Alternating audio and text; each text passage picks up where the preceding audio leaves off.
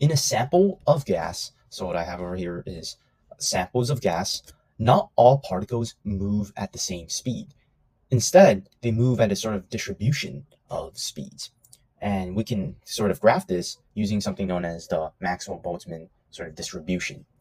So at, let's say, 100 degrees Kelvin, all right, let's say if the particles were placed in the container and we were monitoring their speed at 100 degrees Kelvin, you would get this sort of distribution right over here in the blue. Now, if you were to monitor the speeds of the same gas particle, so we're talking about the same gas particle, but instead, this time, we monitor the speed at 300 degrees Kelvin, you notice how the gas particles actually travel faster than, or most of the gas particles actually travel faster than the gas particles at 100 degrees Kelvin. Remember how temperature is a measure of the average kinetic energy of the particles in this case, in this container right over here, right? It's the average kinetic energy that the particles have. And the reason why I say average is because, well, there's obviously going to be outliers. For example, right, for my 100 degrees Kelvin container, I have some gas particles that are moving at this speed right over here. And for my 300 degrees Kelvin sample, I could have some gas particles that move at this speed right over here. So notice how some gas particles of the colder sample actually move faster than the gas particles in the hotter sample, right? But the thing is, on average, right, on average,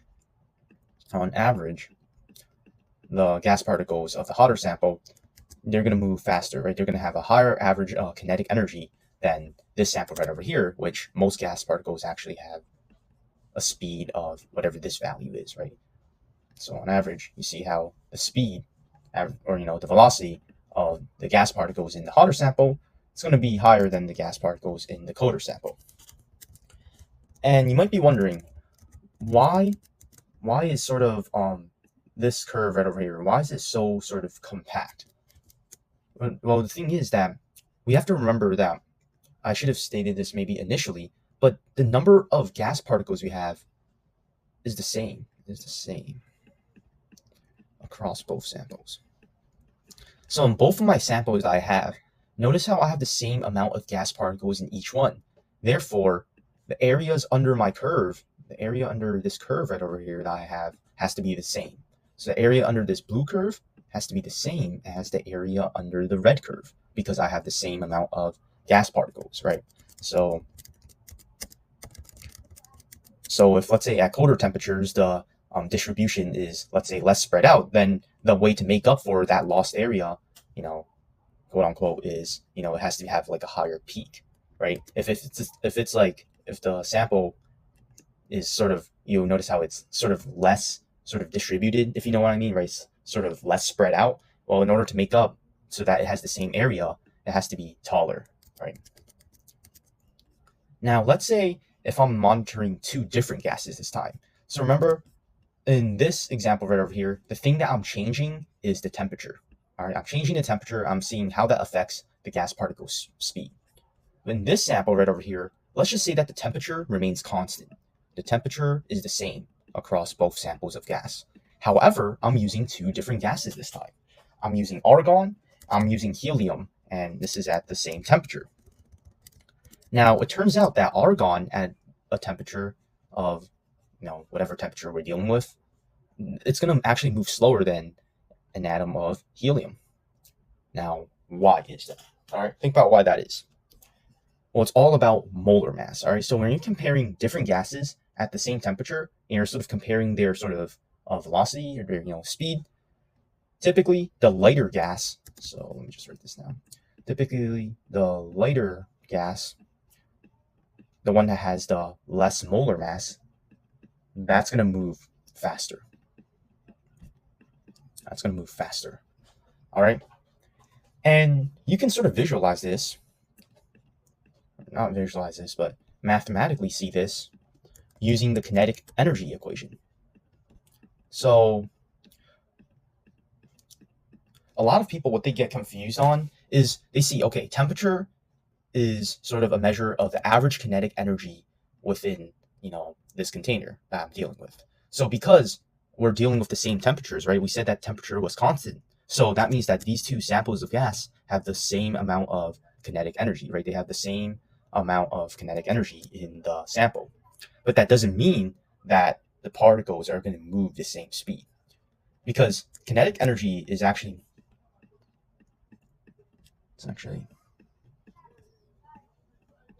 it's actually dependent on two factors. So kinetic energy is equal to 1/2 times the mass of whatever you're dealing with times the velocity squared. Notice how we have to take into account the mass of my sample. So even if I have the same kinetic energy, right, if the mass is super big, well then to make up for that, I have to have a little bit of a slower velocity. Meanwhile, if my mass of whatever I have is a little bit smaller, in order to create the same kinetic energy that I had in this sample right over here, I have to have a bigger velocity, right? So because helium is lighter than argon, well, then at the same temperature, it's actually going to travel faster because the mass is tiny. Meanwhile, argon, it's bigger, right? So because it's bigger, right, it's going to have a lower velocity. Now, let's talk about diffusion and effusion. So let's talk about diffusion first. Diffusion basically just represents sort of the mixing of gas particles, because gas particles, they move in random constant motion.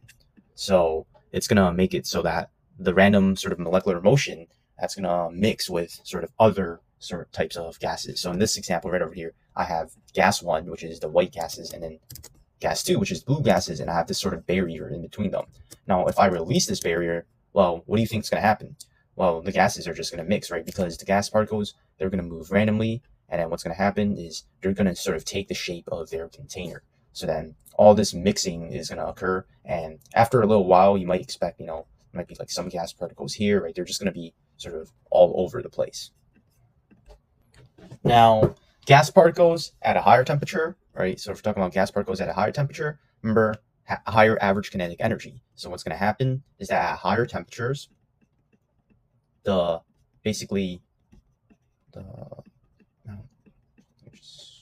holy, my handwriting is pretty awful, but pretty much the higher the temperature, the higher the diffusion rate, right? The gas particles, they're gonna sort of mix more easily because the gas particles are just traveling faster, right? So it's gonna be easier for the gas particles to sort of take up the space of the container. And in addition, right, what also makes it easier for gases to diffuse is their particle size. Remember that we want our gas particles to move fast, right? The faster a gas particle moves, well, the higher the diffusion rate, right? So if we have a very small gas like helium, right, the lighter the gas, well, it's going to travel at a higher speed or velocity, right? And therefore, it is going to diffuse easily, right? It's going to have a higher diffusion rate than, let's say, argon at a specific temperature. There's also something known as a mean free path for a gas particle. This just basically describes the distance a gas particle travels between collisions if, at a specific pressure and at a specific temperature. So for example, if I were looking at this white particle and I said the mean free path is 3 feet, that means pretty much on average, the gas particle is going to travel 3 feet before hitting another particle. Now, there are kind of several things that determine kind of the mean free path. Of course, if you just add more particles, it's going to get a little more, the mean free path is going to be a little less because, well, there's just so many gas particles, right? It has to bump into one of them at some point, you know what I'm saying, right?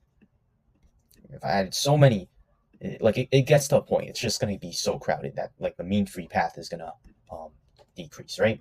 Another thing is the size of the particle, right?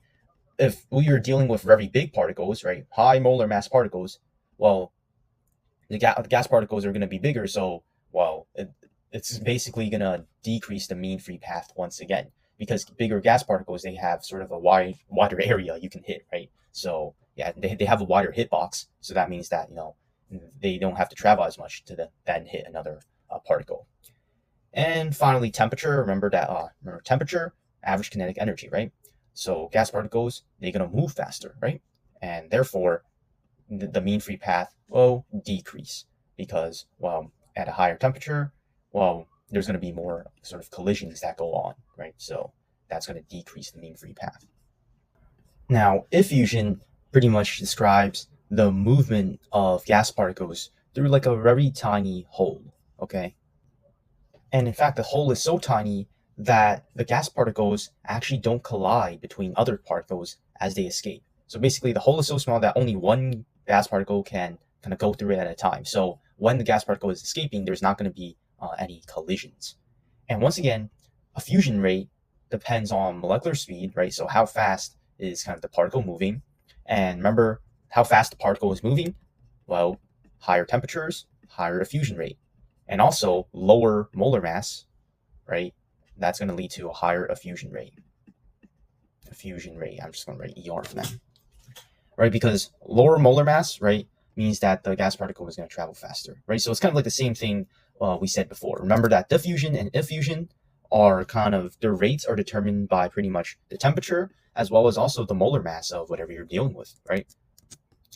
Now, you can also kind of see this using kind of a formula. So let's do a practice problem and let's kind of put this formula right over here to use. That kind of describes what I said pretty well. So we have hydrogen gas and oxygen gas. They're at the same temperature and pressure, and hydrogen diffuses through a tiny hole at a rate of 10 moles per minute. What is the rate of oxygen diffusion? So essentially, right, if right, hydrogen have oxygen in like a container, right? Hydrogen and oxygen inside of a container, right? If hydrogen diffuses at a certain rate, what about oxygen, right? How does that work? Now, the way you solve this is pretty much, I mean, you use this formula. You could say that the rate of hydrogen gas divided by the rate of oxygen gas, that's going to be equal to the square root of the molar mass of the oxygen gas, right? Because rate 2, this right over here is M2, right? So don't get that confused, right? So in this case, on top here is going to be the molar mass for oxygen gas, which is 32 grams per mole. And it's going to be divided by the molar mass for hydrogen gas, which is 2 grams per mole. Grams per mole cancels out. 32 divided by 2 is 16, and the square root of 16 is 4. So we're going to have 4 is going to be equal to the rate of hydrogen gas over the oxygen gas, the rate of oxygen gas. But remember that it says hydrogen effuses through a tiny hole at a rate of 10 moles per minute. So we know that the rate of H2 is actually just 10 moles per minute. 10 moles per minute. And we want to find out the rate of oxygen diffusion. So we don't know what that is, right? We know it's divided by the rate of oxygen diffusion, but we don't know what that is. I'm just going to call it X. So then, solving for X, you just get that X is equal to 2.5 moles per minute. All right. And essentially what this sort of means is that, right, we know that oxygen effuses at a rate of 10 moles per minute. And we see that, hydrogen effuses at a rate of 10 moles per minute, and oxygen effuses at a rate of 2.5 moles per minute. This means that hydrogen effuses pretty much 4 times faster than oxygen. And that makes sense because oxygen has a higher molar mass. So that heavier weight is going to sort of drag its speed down or drag its velocity down, and therefore it's not going to effuse as fast of a rate, right? So, yeah.